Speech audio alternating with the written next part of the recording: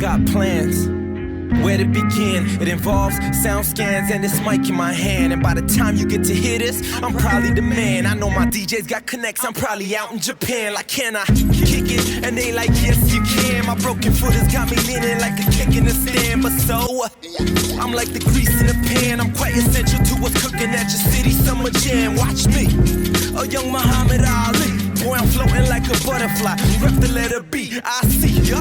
A bright future, HD. This that 4K high def built for TV. I'm that face with the shades on. Emoji, I'm like LOL. Ha ha, he. Specifically to my ex who said say la vie. How my air tastes. Hope you buy my CD. Hope you pump it, push it, duplicate it. Hope you pass it to your new man. He bound to hate it. Look, I do this. How you think I wasn't gonna come back? Guess that Obi-Wan Kenobi like Flo could bring the life back. Pump it, push it, pump it, push it, pump it, push it, pump it, push it, pump it, push it, pump it, push it, pump it, push it, pump it, push it, pump it, push it. Welcome and thanks for tuning in to the latest installment of This One Time. Today I'm joined once again by my good friend Jem Ray of Scottsdale Nights. Jem. What's good, bro? You tell me, my friend. It's been a minute since the last time we got a chance to do this. Yeah, about a year and 4 months maybe. It was a while. Thank you for having me back out. No, dude, thanks for, hey, you're a busy man. Thanks for setting some time aside.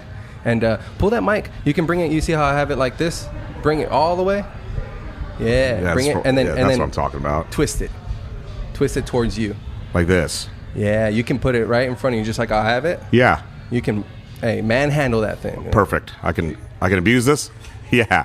I didn't want to break it. I wanted to sit down with you, and thanks so much, man. I took a hiatus because COVID, hit me a little hard as far as, having to stay home with the kids. Schooling went online. The missus was working from home. We closed down for a little bit, my employer, and, it was just hands full, man. And then everybody's worried. So, this would be my second episode back. Because I just interviewed some friends out of Switzerland. So that was interesting. So international. But, I haven't had a presence online. And you still were like, hey, man, I asked you once. I was like, hey, let's do another interview. And you're like, what time? I'm like, yes, Jem, the man. But I wanted to really, ask you, man, how has 2020 been? It's, well, first of all, I'm glad you're doing it again. It's good to stay active. Yes. Right? And that's one thing that, while all this craziness happened and, none of us could predict any of this or even act correct, nobody's trained for a world pandemic. In March when everything shut down, there's a lot of uncertainty, and there still is. But, honestly, for us, we just figured out a position to like, hey, you know what? We're just going to roll up our sleeves and do the best we possibly can with what we are dealt with. Yeah. What I like to tell people is we called audibles. Our business obviously got affected. Yeah. Everybody got affected. And at the end of the day, when it comes to nightlife, hospitality, culinary, and all these things that has gatherings and people around, which, is one of those things that was negated by the virus itself, it was unfortunate to see a lot of these businesses shut down, a lot of behaviors change and things as such.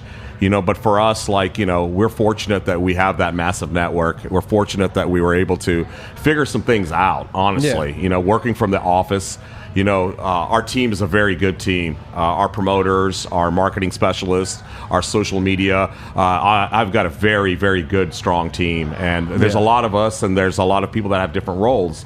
But a lot of them, and I'm very proud of them, and I'm glad I got a chance to actually speak of this, is that I'm very proud of the way that a lot of them adapted. Because, again, it was an uncertainty. People didn't know what to do. There was a lot of problems with relief funds. There's a lot of issues with unemployment. Yeah. For us, a majority of us got to avoid a lot of that. From the business side of things, obviously revenue definitely got affected. Yeah. But I think for us to be able to program ourselves to sustain was key, and then figuring out what's next. Because, like I said, if you asked me in February, let alone the first week of March, what was going to happen the next 8 months, 9 months that we're here, no one would have predicted that. And even when it got shut down in the second, third week of March, we thought it was going to go away sooner than later. Yeah, everybody did, right? Yeah. I mean, that was the words. And with that being said, like obviously now we're in the second week of December, and we are, basically 9 months into it, and it's there's been a lot of different phases. I think between the first shutdown / the second shutdown, now we're basically in the point that there's a rumor of another shutdown. I think some places have already kind of shut down. Mm-hmm. The weather's colder. The flu season's here. There's a lot of reasons for it, not to downplay anything, but it's just, it's affected the businesses a lot, because it's not even about, the traffic flow of people, but like I've told this to a lot of people that are experts in the business, that you have people changing their lifestyle because of this. Yeah. And I'll give you an example real quickly. Like, I do a lot of the Ohio State game watches around the country or promote them, right? Mm-hmm. And those are things that are always at full capacity, high capacity, no matter what. Yeah, of course. Now people are staying at home and watching them, because they feel safer, or they have elders or younger children that they want to keep out of harm's way. Yeah. I think there's still no clarity on what that virus is or how it affects people. Yeah. It seems like there's no prejudice. We've seen some crazy scenarios with it. But again, like with the 2020, like this is obviously a year for the books. In the worst way possible, but on the other side of it, not to downplay, there's a lot of people that flourished during this time. Well, that's too. what I was going to ask. I mean, you had to have seen certain people that might have amazed you with their resilience, and they were able to step up for the company or for their family or whoever you're close to, right? You've had to see these people kind of rise to the occasion and become who they need to be. And you're right. There was definitely a saying going out there, like, you really know your true hustle during this time, And I was watching a lot of my contacts in Miami, New York, Vegas, being resilient. And I love seeing that. I love seeing that come out of people, and again, lead by example too. Second, third week in March, we locked ourselves in our office and just started working, working on things that we knew we can work on, acquiring new accounts, and just, making sure that, ends were meeting, right? And then also I knew that, regardless of the time frame of things being shut down or at a certain capacity, that, we were going to come out stronger. That's the whole idea. Yeah. I don't want to word this the wrong way, but during this time was not a get-rich-quick scheme. It's more about building the future, building what we can. And with that being said, the unfortunate side for a lot of these businesses after the first closing, and then even the second one, and now being in month 9, it's crippling. And I think if there is another shutdown, it's going to be extremely bad for the economy. It's going to be extremely bad for mental health. Mental health is one that a lot of people haven't been speaking about, but is getting people are getting behind it, and they're like realizing that being locked in, and we're social beings, so that more than anybody. 100%, I am too. And me being in my situation, when I'm all around 1,000 people a day, and then being in a situation that I'm working in my office either by myself or with a smaller group of people, or I'm at my place and working out of there, you sometimes take that for granted in a sense. Me getting peace and quiet was nice for a little bit, but I'm not that guy. So I was looking for action. I was looking for things to do. And I remember there was a period when I think we were shutting down at 8 o'clock at night. And, I'd go in the office. Obviously my hours changed with no nightlife. Yeah. I'd be in there from 8 a.m. to 8 p.m. and then I'd go home and not know what to do. And I'm just sitting like, man, I was like, I need to find something to do. And there'd be times that I'd just get in my car and drive. Yeah, and I was scouting properties. I was just looking for things, creating creative ideas. I like to drive and listen to music, but I was like, I never get a chance to do that because I'm always in my hustle. But So who are you listening to though? A lot of different things, Wow. A lot of good music, throwbacks, listen to some of my Grateful Dead jams. Okay. It was refreshing in that side of things. Yeah. And for me, I think I always had a very positive note on things. I knew that you have. Everybody was in that situation. I know it affects people differently, but everybody got affected. Mm-hmm. And the way I looked at it, number one was stay productive and busy. Number two, protect everything we have. And when I say that, I also meant protecting our teams and our staffs and stuff like that. And like I said, like that's one thing I think was fortunate for us is, you know, from a Scottsdale Nights perspective, we were able to offer, you know, definitely people working extra hours in the office and doing other things. Okay. We also, like I said, called some audibles. You know, we were able to still do a lot of the promotions and not nightlife, but like things like, you know, Mavericks, Octane Raceway, you know, different gaming arcade things, right? Yep. Because those were allowed to do. And then where we really, really shined was, you know, restaurants skyrocketed, certain restaurants, the ones that went after and got it. And, you know, restaurant reservations, hotel reservations, Airbnb reservations, because Arizona literally is the open state, right? Yeah, so really people is. were still coming in here and doing things, and they're feeling better about things, right? So that's where I think, you know, we stayed extremely well when it came to that side of things. And then obviously, you know, while things were going on, we got an opportunity to, you know, invest into some projects. And, you know, even some of the stuff reflecting on our first conversation, you know, they came into fruition. Yeah. They came true. And I didn't think it was going to come true during the virus, but, you know, I kudos. We like I said, we rolled up our sleeves and just started working hard. Yeah. And, you know, we got a chance to, you know, create a new concept. We got a chance to invest into a couple other projects that, you know, we're hoping to launch maybe, you know, the middle or end of next year. Okay. Again, depending on the coronavirus, because I definitely think that affects a lot of things when it comes to opening a business. Okay. Yeah, for sure. Yeah. Well, because we're filming live out of Golden Margarita. Yeah. Located in downtown Phoenix, off of Roosevelt and what is this, 4th? 3rd Street. 3rd Street. 3rd and Roosevelt, like just a awesome street. You know, being an Old Town guy, and, you know, we usually don't party down here or hang out down here. And, you know, I think things happen for a reason. And, you know, the opportunity came to acquire this. And it's an awesome venue. Yeah, because this opened during this pandemic, right? It opened literally about 75 days ago. Yeah. So in the heart of the pandemic. That's right, because that's when I was sick. Yeah. I got a text from you, and Yeah. you're like, "Hey, we're opening up. Love to have you." And I was like, "Brother, I'm sorry, but I got this virus right now." So I was like, "I don't want to come and, you know, endanger you guys." And, you know, I was feeling not good, but, you know, luckily I'm young and healthy and got over it, you know. But yeah, I was like, wow, like you guys are able to open this place up, and I've been here a few times since you opened, and I love the area, man. Yeah, you know, and with that being said, you know, like I said before, opening a business itself is a beast in its own, and there's a lot of, you know, different variables that come down to opening a business where things can go wrong, or you have to work out the kinks. Yeah. And opening during COVID, there should be a book on that. I can't even explain. Are you going to write the foreword? I think I'm going to. Like the most insane move that I pulled off. You know, because I know I saw an article about 2 months ago about 100 businesses opening up during this time, and we were in that article, and I was skimming through it, but, you know, extremely heavy shout out for everybody that did that. Yeah. There's also so much respect from my end on that. One, I knew it was going to be difficult. I knew it was going to be challenging, but like the fact that we did it and we're doing it. Yeah. And right now, for the last, you know, 75 days of being open, it's growing very nicely during this time. Good. You know, people are loving the food. People are loving the chance to get out of their house. Yeah. Or even just doing the carry out, or just something different to do.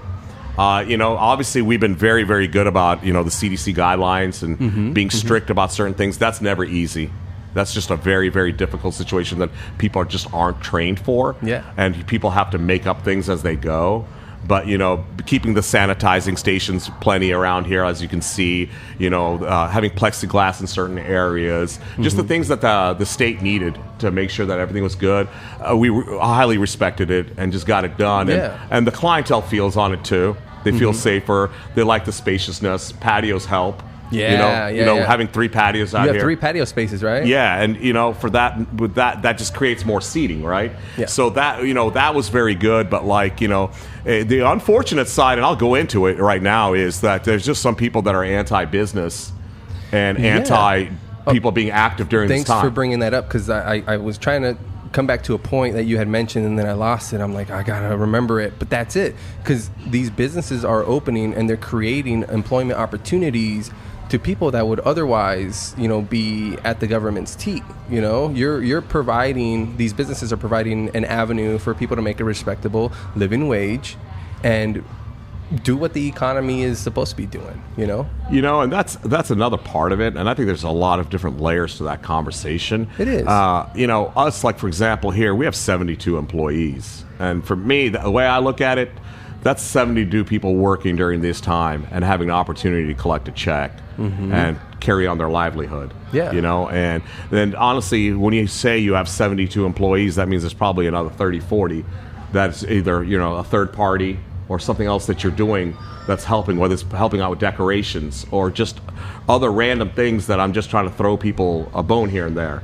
You know? Yeah. I think there's a lot of karma involved in that too. You're very anti-famine minded, where people have that famine mentality that if I help you, then somehow you're going to get up over on me, or they can't be doing good because then that means that I won't be doing good. And you've always been, like you said, you have a positive outlook on everything. Like, you've always been like, yeah, more.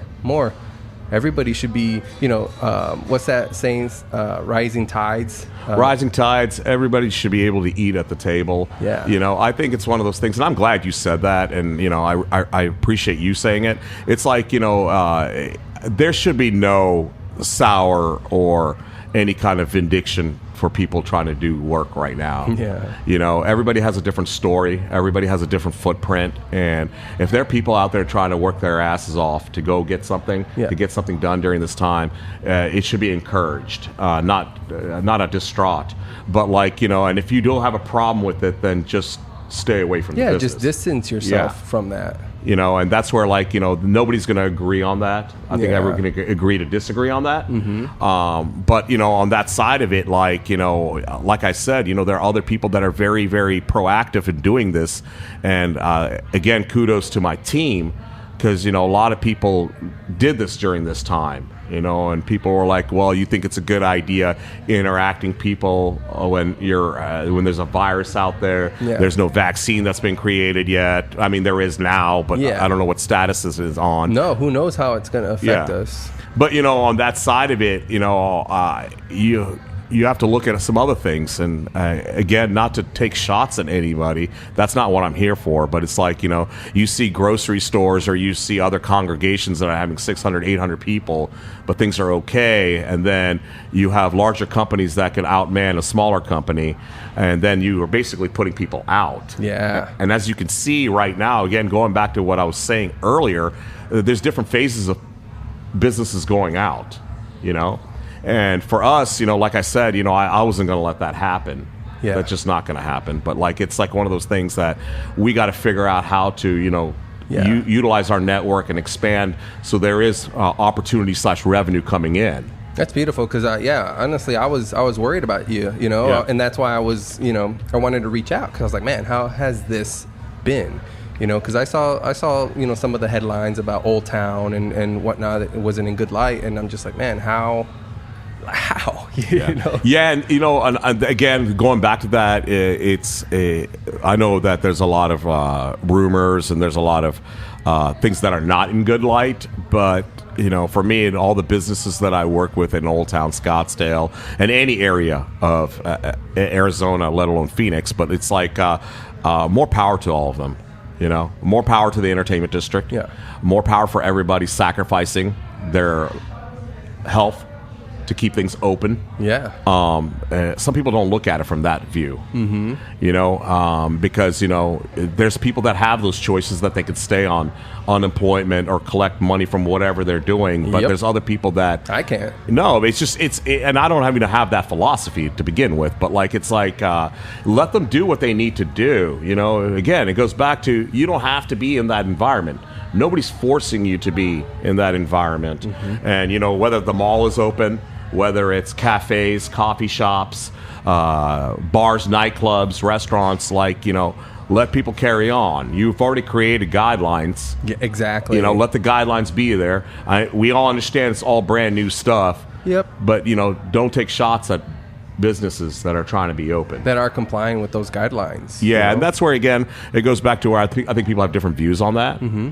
You know, there's going to be always people say, like, well, it doesn't matter about the guidelines. You guys should always be inside. Just be inside. Which is crazy because that, to me, being inside actually promotes the virus to breed, because there is information out there that vitamin D and UV rays, so the sun, and we get vitamin D from the sun, is a big promoter in like being able to boost your immune system to better fight the virus. And if you just stay inside, then you're kind of basically starting 30 feet behind the starting line, whereas a healthy individual that gets out and is breathing fresh air, getting sun, they're going to be better off. And all, like you're saying, all everybody's saying is don't leave your house, stay indoors, and I don't want to go crazy.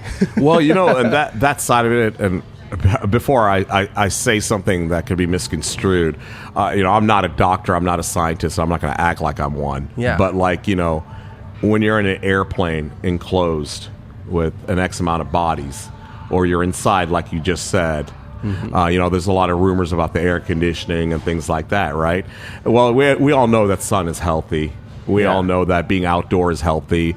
And on the other side of it, it goes back to what I think the comment that I made about the mental health. Mental health. You know, I think, you know, for us, you know, like I said, we were fortunate enough to stay positive with everything, and as we are going to, but that didn't affect everybody like that, you know, and for the people that didn't get a chance to congregate that they need to, or understand that they needed to be around people for their own sanity, and not to bring up a negative subject, but like, you know, I think there's a reason why, whether it's substance abuse, suicides, and things like that went up, right? Yeah. You know, I don't have any facts to back what I'm saying right now. I just heard. Anecdotal, yeah. Yeah, so like, you know, with that, that goes back to the other side that that whether we have to, you know, understand people are coming from different scenarios, right? And that's where I just think it's one of those things that, like, you know, everybody has to be sensitive to that. Yeah, you do have to be sensitive, and you can say certain, you know, things or facts or anecdotal evidence that you have come across, but it is on how you present it. It really is, and as long as people understand kind of like where you're coming from, and not just try to take your words and misconstrue them and try to put, you know, their own meaning behind them.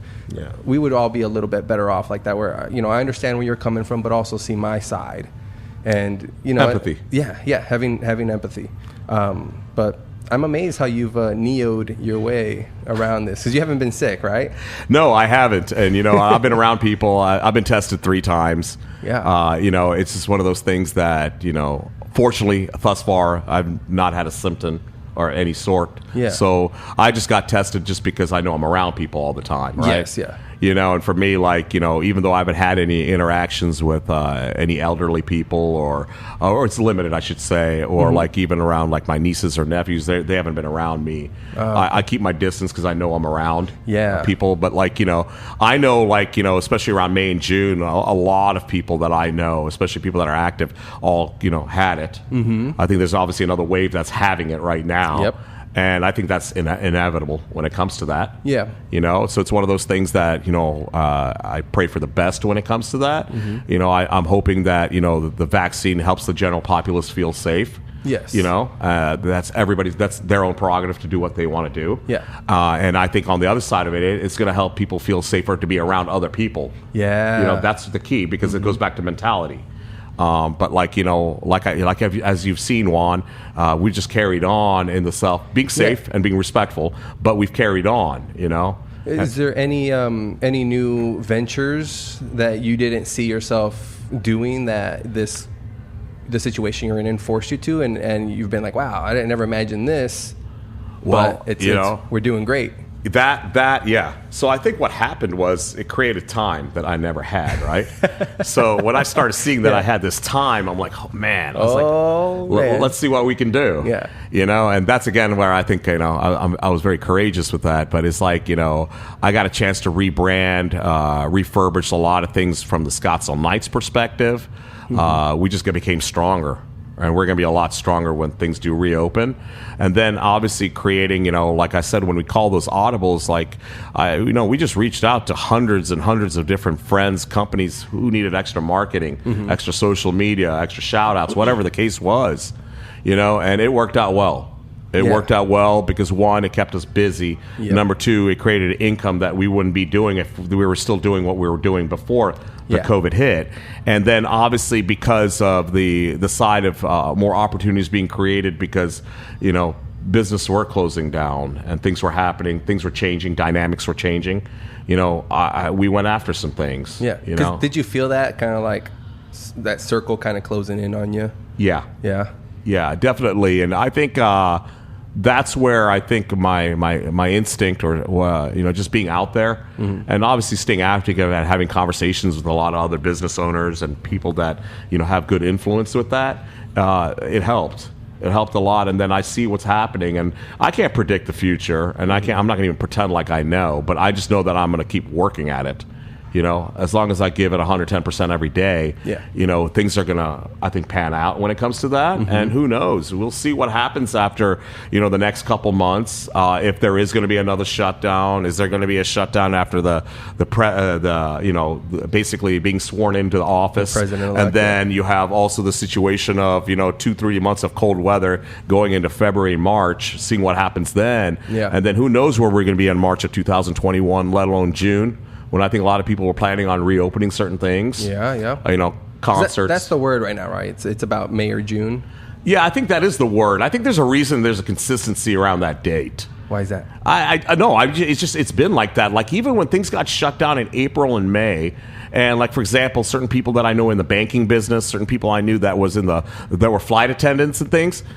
Even in April, they were like talking about coming back to the office in June of 2021. Really? So I was like, how do you know that? Yeah. Why is that date? You know, but they know something that we don't. But again, whether it's March into June or let's just say it's October of next year, because that's also a date that's being thrown around. But it's like, I just want to be prepared. Yeah, because that would be 18 months. I think they said that the fastest that they could do an actual vaccine was about 18 months. And if that was from March to October of the next year would be about 18 months, right? So see, I didn't know that. Makes sense. But that makes sense, right? Yeah. And this is the other part about the vaccine is like, one, it's obviously untested. Two, there's a reason vaccines don't come out that quick. Exactly. So that's the other part of it. We don't even really know what we're signing up for. But at the end of the day, you still have to do it. Yeah. Yeah. So, I'm pro-vaccine. I am. But you can't just say that there's no downside to a new vaccine because you don't know how it's going to affect every single person. You don't know if it's going to affect them mentally, health-wise, or maybe it makes them immune, but they can still spread, or maybe it allows them not to spread, but maybe they get it. So we just don't know. But like you said, if there's a vaccine out, it makes everybody feel more comfortable for the most part, and maybe we can kind of begin to build back up. Correct. And, and that's where I think, even using the example of when they reopened the schools and they were letting, all the little children go to school. Dude, let me tell you about this. Yeah, tell me. So I get it, right? Yeah. So we obviously reach out to their school because the kids were back to school then. Yeah. And they had only been back for like 2 weeks. And so we call my daughter's school and they're like, well, how long has it been? Well, 2 weeks after the last point of contact with this person. And we're like, well, we live together, so that's like impossible. They're like, well, the last day that I show symptoms is 2 weeks from then, and then she can come back. And we're like, okay, oh man, here's another 2.5 weeks that we have to school our child, right? Which I love it, get to spend more time, but it's, it's hard. It is, right? So hats off to teachers. Yeah, for sure. So we call my son's school, and they're like, is he showing symptoms? No. All right, he's good. but what's wild. But he is in preschool. Yeah. And he's in a segregated style of preschool where they're kind of separate from the other kids. Very small classroom. And again, I guess with kids, they're really not super susceptible. So, but it was just strange to see two different school districts, tackle the same situation differently. Yeah, and that's interesting. You have a very good point with that, and I think that just proves the principle that every single business, every single group is just handling things differently. And it's new, like you said. It is so new. Nobody expected it. Nobody knew. I mean, Bill Gates and gave a TED talk on that. Obama had a pandemic group. That I forget what it's called, but that was going. So we know that these things exist and it's inevitable, right? Yeah. But we don't know exactly how it's gonna. I didn't expect to lose my smell and taste. Like, that was wild, man. That is wild. And, I did talk to a few people, that experienced that, and a lot of different levels, like I said, but and that's where I was looking at that. And even in April and May and /June, July, where I think there was like a kind of a peak with that, everybody was reacting to it differently. There was no, like I said, no prejudice to it. Unfortunately for us, we had a couple close friends that did pass away from it. Oh man. A couple of industry people, and then the other crazy thing is, we had a friend, her son, he's 22 years young and perfectly 100% healthy, and passed away. Wow. Yeah. So I was just like, man, I was like, it's gonna happen. It's gonna happen. And that's where, I'm looking at probabilities. I'm like, man, I was like, I got a better chance of, passing away from a car accident. Yeah. But again, I think it goes back to uncertainty, and it goes back to, how you're interacting with other people, and the respect on that side of things. Yeah. Because, it's something that they have to figure out. And I think, just like any other virus, I mean, obviously the flu's still around. Yep. Everything's still around. It's just how you contain it. Yeah, and that might be a reason why it comes in waves, because the flu is still around. It evolves, and this virus is much like the flu. They're both coronavirus, so they're going to evolve and change in a way where it starts affecting more people in a different way. Sure, I think that's what they were saying about, I guess, different strands and things like that, and that goes back to that inconsistency, which is nobody's fault, but it's just the way it affects the businesses. You can't use the term "cooler heads prevail," but it's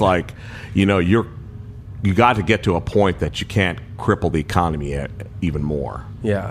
And a lot of people's livelihoods, a large percentage of people's livelihoods have been affected, and maybe affected for eternity. Yeah, who knows how long? I mean, there's certain businesses that aren't going to come back.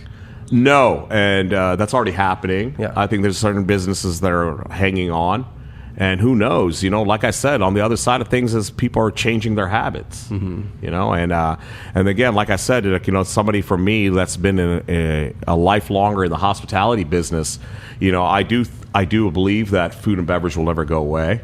There's always going to be a demand for that. Yep. I think there's always going to be a demand for entertainment value. I've been very an advocate for that, and I've been kind of running on that side of things. Yeah. But right now, some of the people that were maybe on their way out when it comes to how long their business has been, like some of the mom and pops that we got, they're not going to be able to come back. No. I'm rooting for all of them, 100%. But it's they're not going to come back. And there's also the other factor that some people just don't want to come back.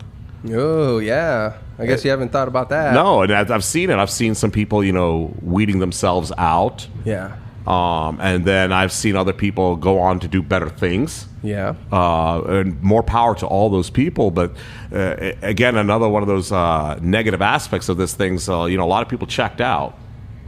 And you can't put a textbook on that stuff, and, how they bounce back. Hopefully everything works out for that, But I personally, that's not for me. Mm-hmm. I have people that I depend on myself. People depend on me. Yeah. And I got to make sure that things are functioning, And again, like I said, I think that's going to change the culture a little bit. Yeah. Do I think everything's going to come back? Yeah, I do. I think everything's going to come back into fury. But on the other side of things, money's changed hands. There's a lot of new money. Okay. There's people that have never made the money that they've never made before. No. Who would have thought you'd be a billionaire selling sanitizer? That's true. Plexiglass. Yeah. Masks. Wow. So, yeah. that's what I consider kind of the new money, even though they were already successful businesses. But now they're making a different kind of money, Yeah. And then you have the other people that we're depending on certain things that were the norm. That's not the norm anymore. Nope. You know, and that's where that's where we're going to see how things how people adapt or how quickly things can eventually come back. Yeah, that's totally true, man. What other plans do you have for the new location here? So right now, just make sure that working out any kinks that business will have at its beginning. That's something that always has to be worked on. For sure. And again, like I said, working on these things during COVID that's a different kind of stress, and it's a different kind of practice. And that's where we just got to keep functioning on that level. Make sure that everybody's being taken care of in a safe way, and then obviously making sure that we're also running the business properly. Yeah. But for this one right here, we're very excited for it. We love this area. Roosevelt Row is awesome.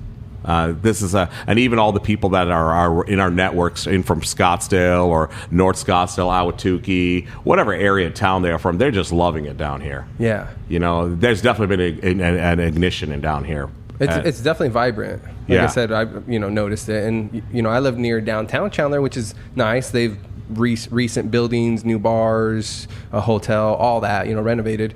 And Gilbert went through that a few years ago, and I've been to Old Town. But coming down here, it's downtown Phoenix, man, the capital of Arizona. Yeah. It's downtown Phoenix. It has a different vibe to it.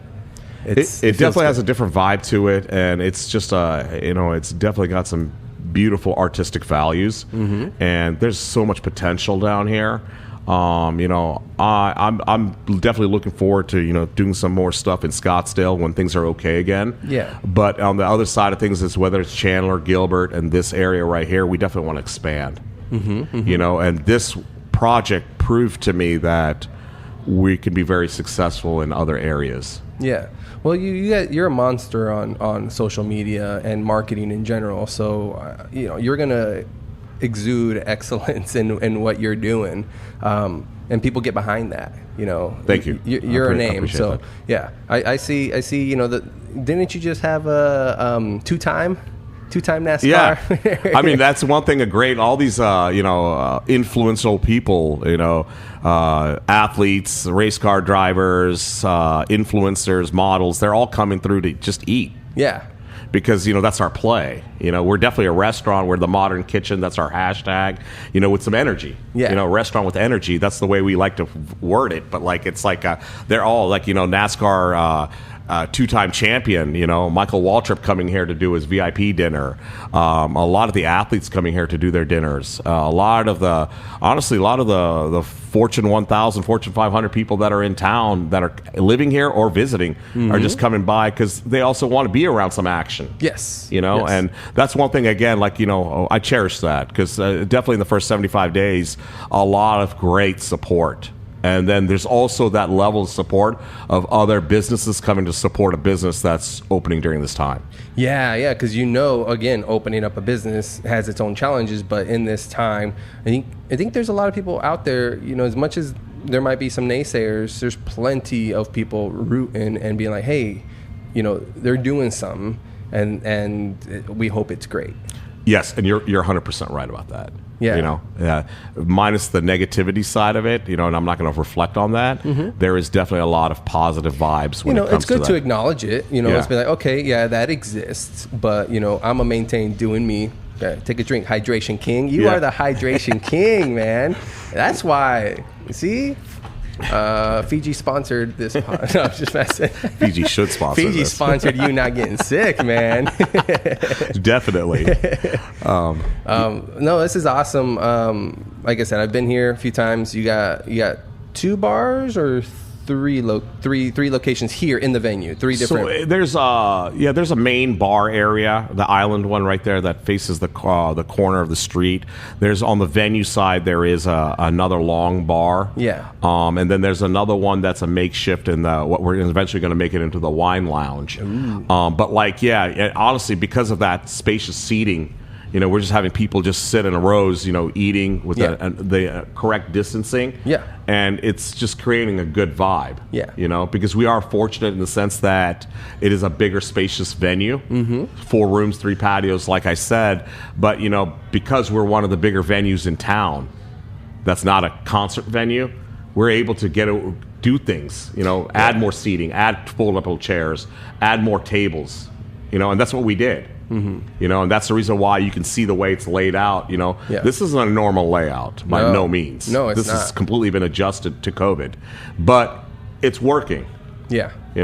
Well, you're doing the proper things to maintain the business running. Hey, you say I got to do this, I'm gonna go ahead and comply. I'm gonna go ahead and do it. That way we can continue, churning out good business and good food. Like, so you have a pretty big hand in the menu, right? Well, yeah, and this one right now, obviously not like our previous spots, but like we created a very broad menu, and we use the word American contemporary. There's definitely about 30% play in Mexican food too, because of the location that was here before. But like the food is good, the portions are great, and I mean it's fun. You look at some of the photo albums and stuff that we've created just to show that we're open, and it's not just drinking, but it's also having a good time eating. Some music in the background. Well, and that's what I think people can bank with you, again, being a graduate of the culinary arts. It's kind of expected that there's going to be good food at this new bar that Jem's opening up, or restaurant. I think that food is always a very important piece. The quality of the food is your basis. And then we have some talented hands back there too.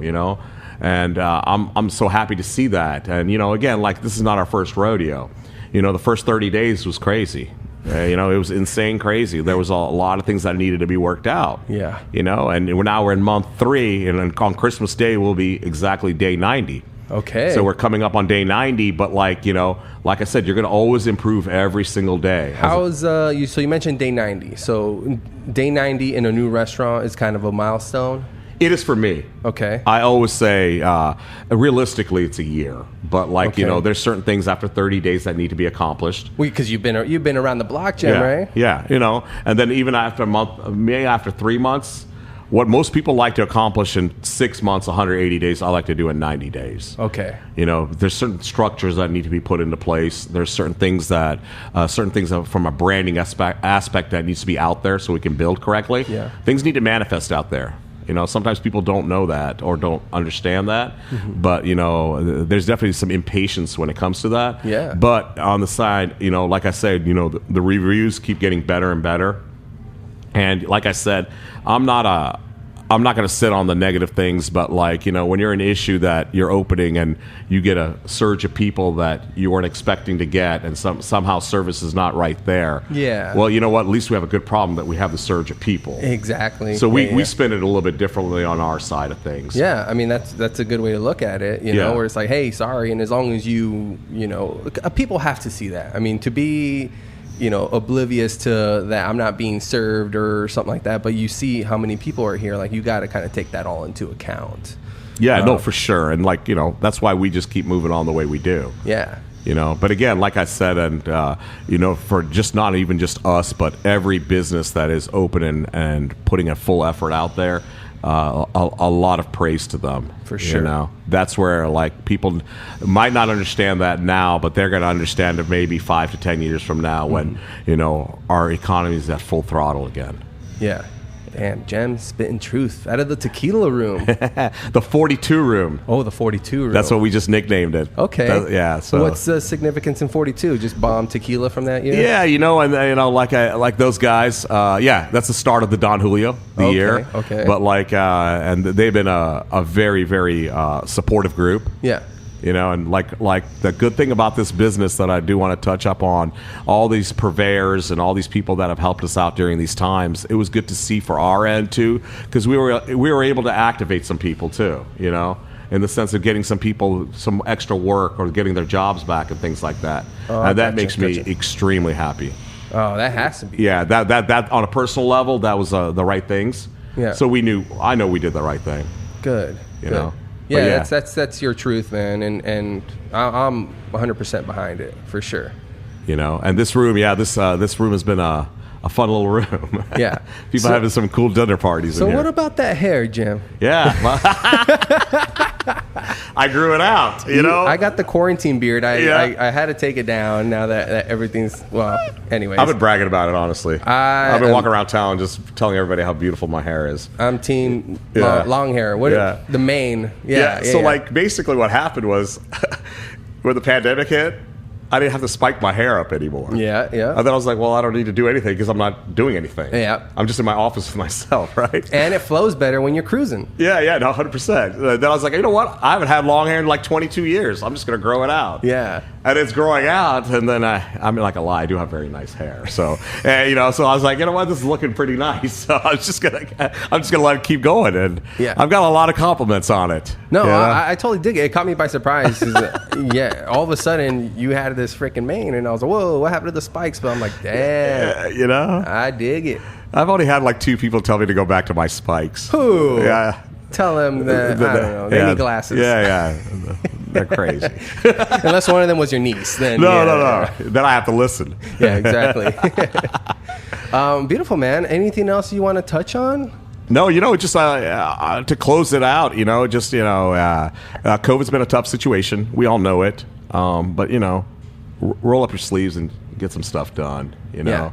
It's going to affect people differently, and there's going to be definitely a long-term effect from it. Yeah. Nobody's denying that. It's just at the end of the day, like, be sympathetic and understand that everybody has a different pattern when it comes to this, a different flow. Mm-hmm. And for the people that, are working there, just working extremely hard, swimming up current, be a little bit more grateful for that side of it than, the resentments that are coming from some of the people that are against the businesses being open. Because it's not tough, and unfortunately a lot of those people just don't understand, like, where our sales, our revenue, we're all basically on commission based, That's true. That's where, when you're running a business at 50% and, like, even though we're legally allowed to be at 50% capacity, we're realistically at 35%. Yeah. Because people don't understand sometimes you can't have enough seating for that 50% capacity. It's true if you're abiding by the 6. Yeah, and for us, we're at 35% capacity, but, like, I knew that it wasn't an idea for us to start profiting or anything like that. It was just more about staying open right now and getting to the next step. Good. But like I said, I cherish all the people that are doing good work out there. Yeah. Well, more power to you, man. We all need a purpose, and I think yours, and people will be better off if they can figure out theirs, and it's not easy. So being back to work, that's some people's purpose, and I'm 100% behind that. Thank you. I appreciate that, brother. And awesome, man. Well, thank you for taking the time and telling your story, and I hope everybody enjoyed it. And everybody come down to the Golden Margarita on Roosevelt and 3rd, downtown Phoenix. Get your grub on and enjoy yourselves. All right? Well, thanks for coming on, Jim. Thank you, Juan. Thanks. All right, guys. See you later. Bye. Progression alleviates my Thank you, dude. These hard lessons of rough life and psych sessions. All of that, and I'm still pushing like BoJack. My mind tech and this mic strike new confessions. I book a session, I stay focused, let no hopes. That cocaine and that weed smoke, that's my omen. I'm hoping these things I say in this wordplay don't go over your Abdullah, your mind frame. Mind games, we're just craving things.